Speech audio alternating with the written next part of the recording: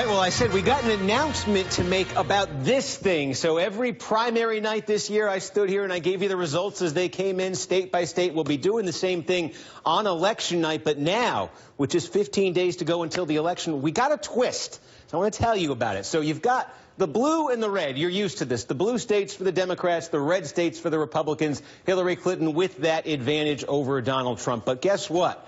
This election is so crazy and is so topsy-turvy, we're going to have to add a new color today. Gray, by the way, gray, that's the toss-up. But take a look what's happening in one state in particular, and that's not what was supposed to happen there. Take a look at what is happening in Utah. This is a normally Republican bastion. The last time it went for a Democrat was 1964. Here's the latest poll out of there. Donald Trump clinging to a 1-point lead, but second place is not Hillary Clinton. Second place is Evan McMullin. Evan McMullin is a former staffer for the Republicans in Congress, a former CIA operative. He is running in second place in Utah. This is a state where he was born. He went to college there. He has strong ties to the state. Look at that. He has the possibility of defeating Donald Trump, winning Utah. And if Evan McMullin were to do that, then we would have to have a new color on this map. Not blue, not red, dark gray.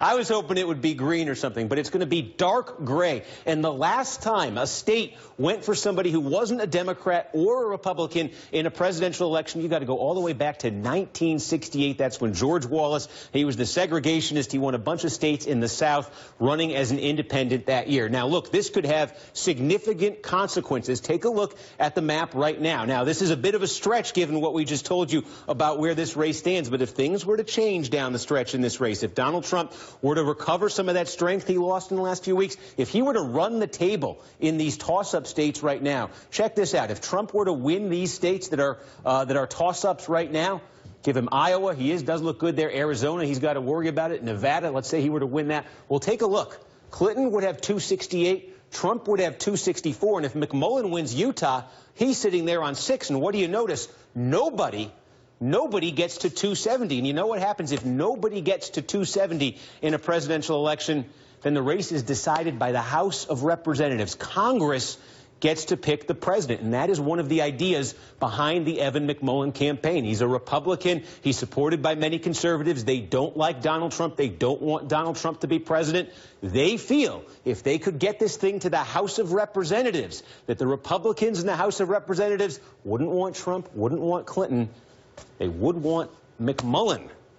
Joining us now is the perfect man to talk to about this. From Salt Lake City, Utah, Evan McMullin, independent candidate for president. So, Evan, we just took you through the scenario here. If there's a McMullin scenario, it is that. I don't think it's an overstatement to say it is a far-fetched scenario. But is that why you're running? Is that part of what got you into this race?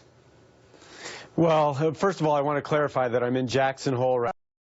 I want to give credit where credit's due. It's a beautiful place, and I'm happy to be here. We're in this race because we don't believe Hillary Clinton or Donald Trump should be president of the United States. We believe the American people deserve a better option. We believe that both of these two major party candidates offer ideas from the past. They're not looking forward. They put their own interests before those of the American people, and it's time that we had better in our leaders. I believe they both personify a leadership crisis in this country, and Mindy Finn, my running mate, and I are both standing up to that and trying to offer the American people a better option. What do you say to people who would say if you don't believe Donald Trump is fit to be president, is fit to be president, that you're helping you are helping Hillary Clinton get elected by siphoning off Republican votes? No, I'm not helping Hillary Clinton get elected. The reality is, when I got into the race, Donald Trump was down by 10 percentage points. Now he's still losing terribly to Hillary Clinton, which is saying something. I think she's one of the more corrupt politicians we've had nominated by the major parties in maybe modern history, at least, if not longer. The reality is that Donald Trump is a terrible candidate. He's alienated so many Americans unnecessarily and in such a damaging way to our country. Of course, he's going to to have a hard time winning. The math just isn't there. You can't turn away women and minorities and millennials and still hope to win a national race. So he's going to lose. He's going to lose badly unless he does a miraculous turnaround in the last 15 days of the race. But if there's one thing we've learned about Donald Trump, he has a hard time correcting himself and getting back on track in any consistent way. So the reality is, unless something dramatic changes, Hillary Clinton is going to lose because Donald Trump is such a terrible candidate.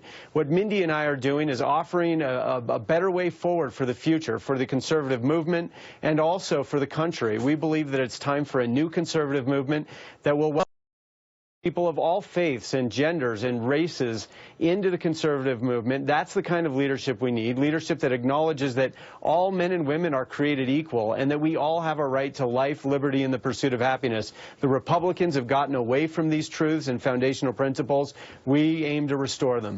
It is hard. We put the poll up from Utah. It is hard not to ignore. You're on the ballot. You're not on all 50 state ballots, we should say. I think it's 11 state ballots you're on. You got into this late. There's a number of states where you're registered as a write-in candidate. People can write your name and the vote can be counted. But the concentration of support for you, particularly in Utah, is really striking when you look at, first of all, obviously it's a state with it's the largest Mormon population in the country, more than 60%. It's a state where Donald Trump struggled so much in the Republican primary season. I think that might have been his worst state. And there's been a lot of talk about this. Donald Trump has struggled so intensely with Mormon voters, and that seems to be a big part of your strength out there in Utah. Mormon voters who would normally vote Republican, who won't vote for Trump, and who are now ready to vote for you. What is behind that?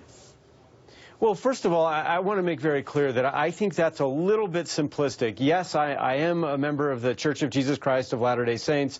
Yes, I was born in Utah. I went to school there. But the reality, this is about principles. This is about conservative principles. It's not that simple to say that Utah is just a red state, it's a Republican state. No, it's a principled conservative state. It's a state in which the people believe in the Constitution and in the ideals that it enshrines. It's a state in which people care about their fellow man and woman. This is the reality of Utah. So when they see Donald Trump, they see somebody who doesn't reflect those values. But let me just say this. We are running a national campaign. A lot of people are focused on our success in Utah and in the larger Mountain West. That's true. We have, our resources are limited. This is a 3-month campaign, so we have to focus strategically. We have a great organization in Wisconsin. We have a great organization in Iowa and elsewhere. So in Virginia as well. But we've got to use our resources where it makes the most sense, and that's what we're doing in the Mountain West. All right, Evan McMullin, independent candidate for president, possibly will become the first independent to carry a state. Thanks for taking since '68. Thanks for taking some time.